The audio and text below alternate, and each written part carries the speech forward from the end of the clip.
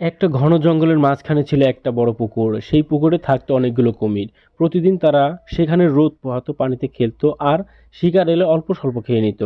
একদিন দুপুরবেলায় তীব্র গরম পড়েছিল। তৃষ্ণায় কাতর হয়ে এক বিশাল বাঘ পুকুরের ধারে পানি খেতে এলো। সে মাথা নিচু করে পানি খাচ্ছিল। ঠিক তখনই আরেক দিক থেকে এক হরিণও ধীরে ধীরে এগিয়ে এসে পানি খেতে শুরু করলো।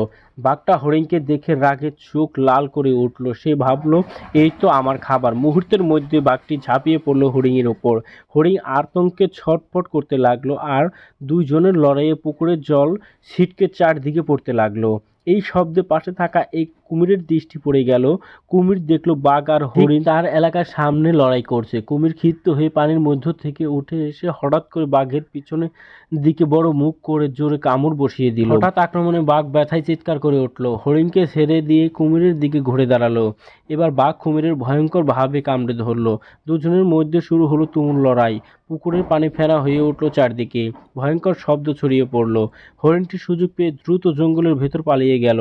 আর বাঘ আর কুমির তাদের এলাকা আর ক্ষমতা দেখাতে লড়াইয়ে থাকলো অনেকক্ষণ ধরে।